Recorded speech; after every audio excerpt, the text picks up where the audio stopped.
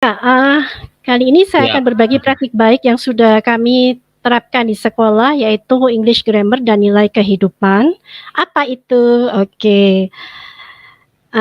Seperti yang kita tahu, kalau kita belajar bahasa itu ada 4 skill yang harus dikuasai ya, yaitu reading, listening, speaking, dan writing.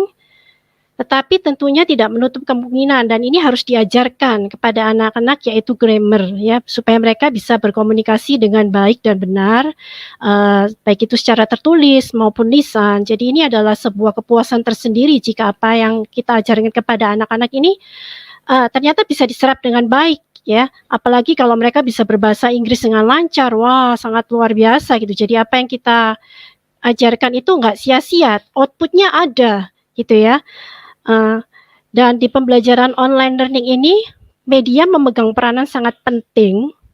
Jadi kemarin saya mencoba menggunakan media PPT untuk menjelaskan materi pembelajaran dengan topik first and second conditional di kelas saya, disertai dengan contoh-contoh kalimat yang ada gitu.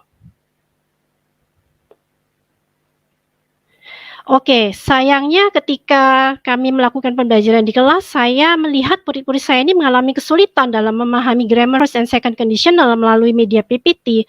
Karena media PPT ini dinilai kurang menarik bagi mereka, itu ya. Kemudian contoh penggunaan kalimat yang diberikan itu kurang menyentuh kehidupan sehari-hari. Nah, kebingungan ini anak-anak rupanya. Jadi untuk menyikapi hal-hal itu, saya mencoba untuk melakukan observasi ya, untuk mengetahui apa sih yang disukai anak-anak itu.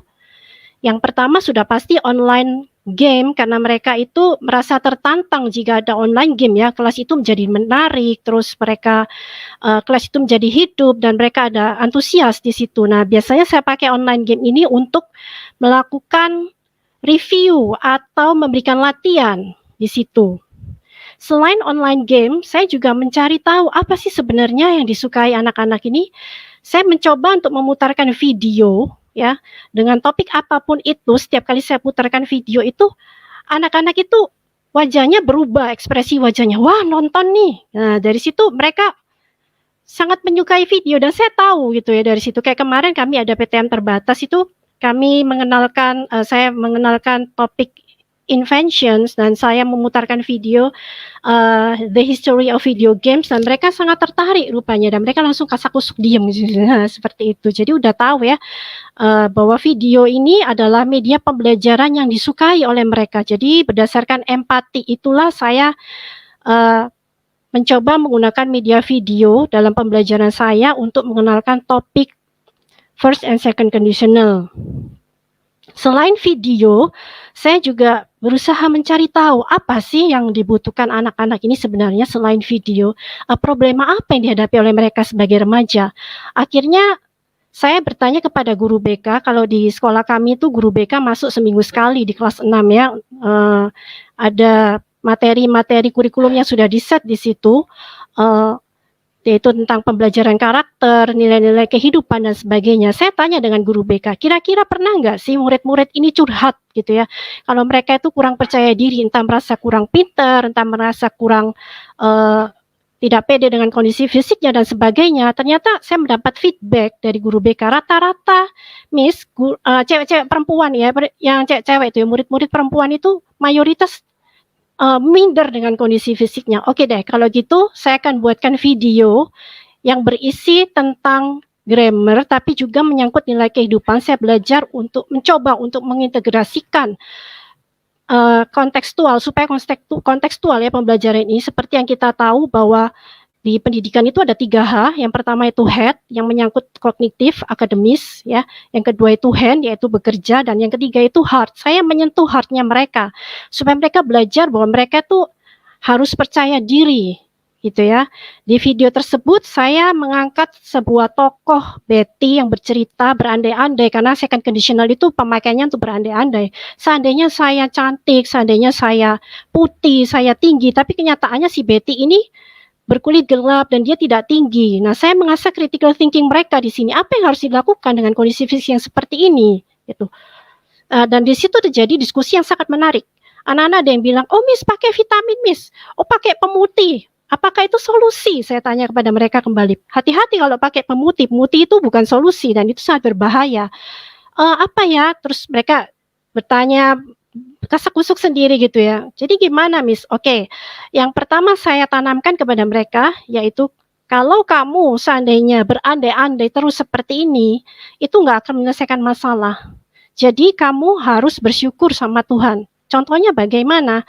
Rawat diri kamu.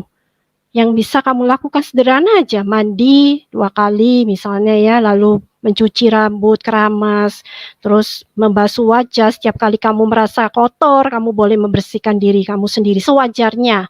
Yang kedua, kamu harus menggali sisi positif kamu yang Tuhan berikan. Ingat bahwa kita semua itu diciptakan istimewa di mata Tuhan gitu ya. Semua punya bakat atau talenta yang berbeda-beda. Jadi kamu fokus sama sisi positif kamu dan kamu kembangkan itu.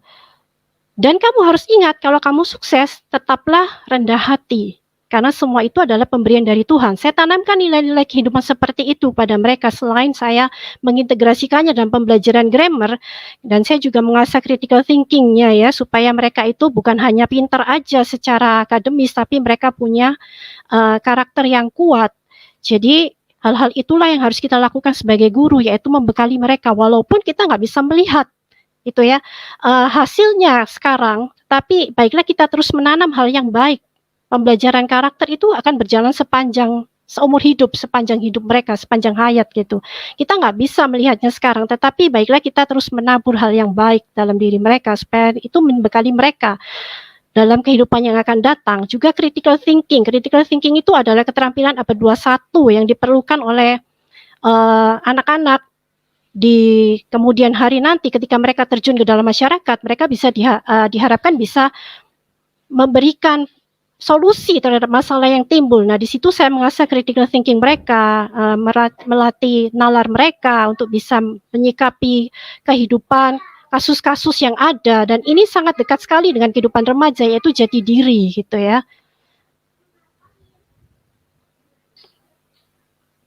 Oke, setelah melakukan perubahan-perubahan tersebut, di akhir sesi biasanya kami melakukan refleksi bersama-sama.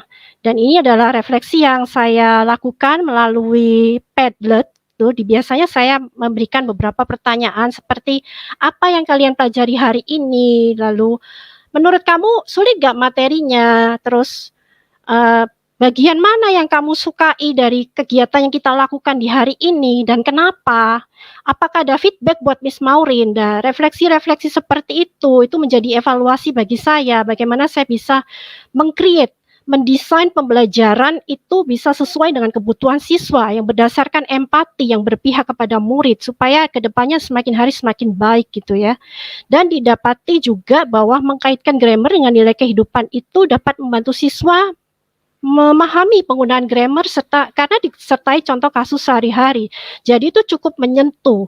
Dan biasanya saya khususnya ya sebagai pendidik itu lupa menyentuh sisi karakter mereka gitu ya. Padahal ini adalah esensi kehidupan yang penting. Jadi bukan hanya cerdas secara kognitif atau akademis dan bisa bekerja dengan baik, tetapi sisi nilai-nilai kehidupan, karakter itu perlu ditanamkan terus-menerus kepada mereka, apalagi mereka usia remaja. Mereka perlu menata diri, mereka perlu bisa menjadi generasi-generasi yang memiliki profil Pancasila sesuai dengan apa yang dicanangkan oleh pemerintah. Itu saja yang bisa saya bagikan. Terima kasih untuk waktunya. Saya serahkan kembali kepada Bu Iin.